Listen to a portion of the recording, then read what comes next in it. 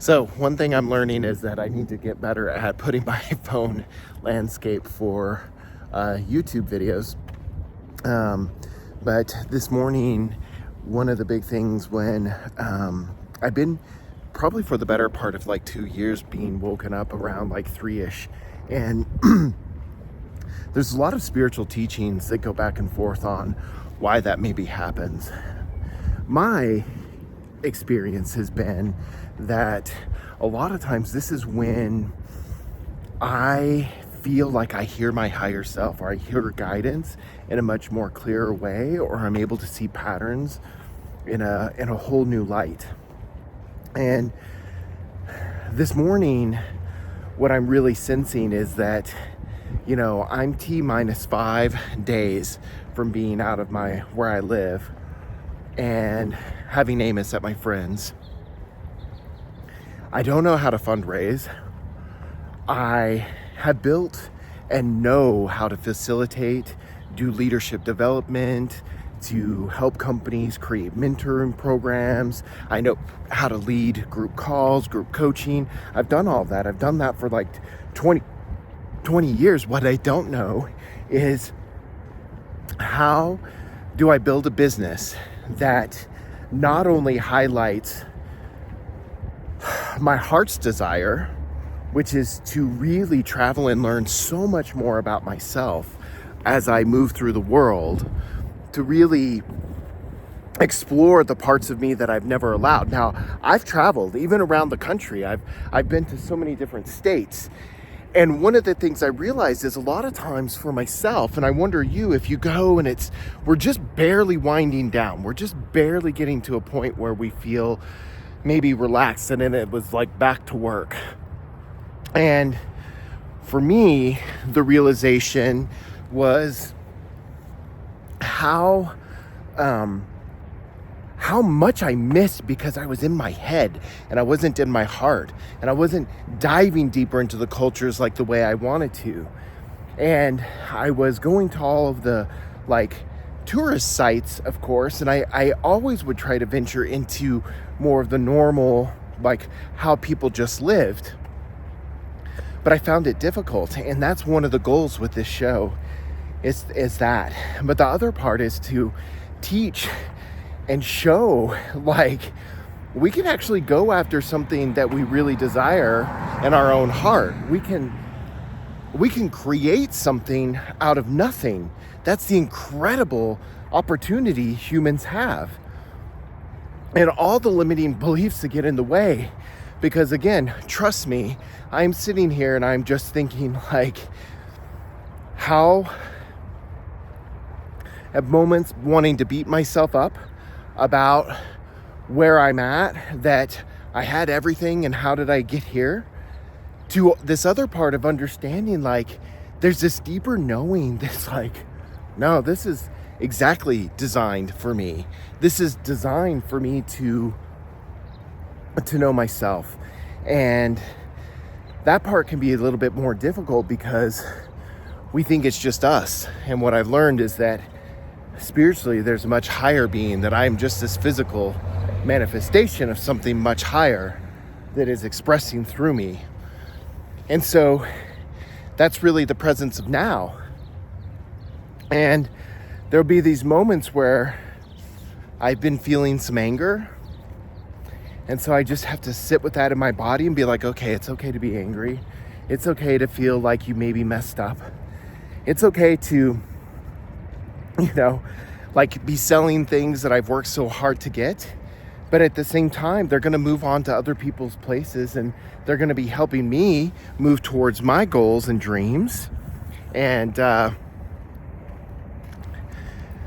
but no, that's what's really on my mind this morning is I really don't know how to do any of this, how I'm going to build it. How do I build a community? How do I highlight what I am finding? What is it going to be like? Even I've thought about what if I really am in situations that are so different and difficult, or where I don't know I've been to places where I don't know the language, but where I really don't know how to navigate.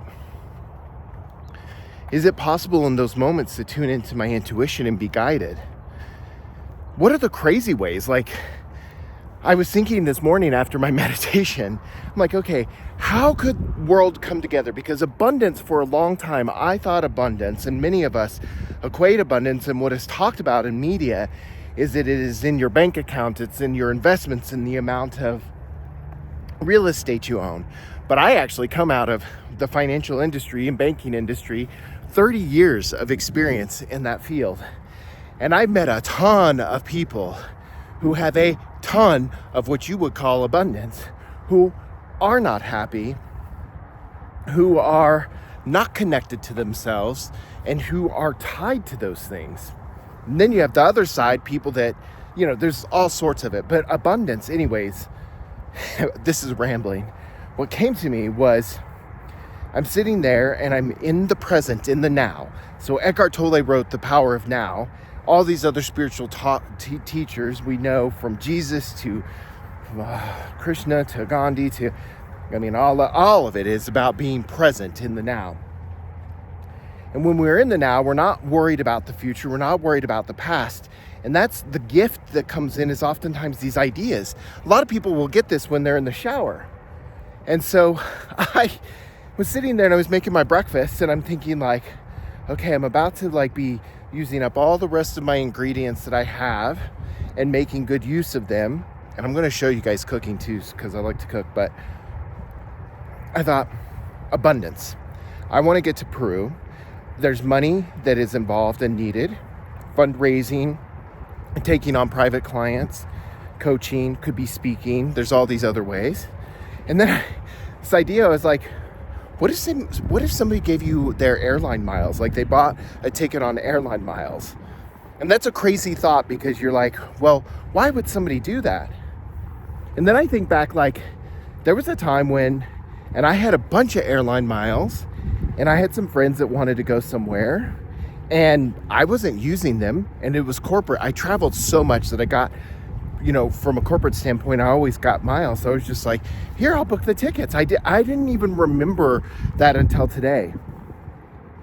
Abundance can come in many different forms. So that's what is on my mind, is not so much the asking of it, but the allowing the universe to bring those things to me by not closing my mind off and my imagination to what is possible. And that's what we want to demonstrate, is that the power of imagination is in opening up the possibility. That's usually where we cut it off, because we're like, no, why would somebody do that? I even think back to, I'll share, this is my last thought. I got a whole trip to Italy one time because these two beautiful men who were friends of a friend were not able to go. They had already prepaid for this trip, and they offered it to me. And I got to go to Italy and spend a month, and I got to spend 10 days with a bunch of people in this beautiful mansion right on the coast. I was young, they were all much older.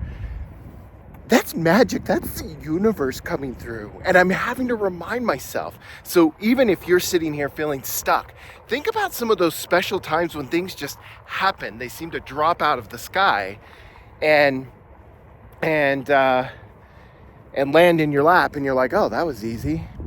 That is really, I think, what life is meant to be like.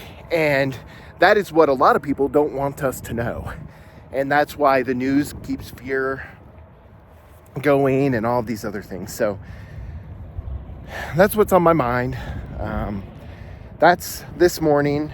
I've got a bunch of things to do today, to start fundraising, to start looking at other options to make this trip come together, or to build this business, to figure out what's going to happen.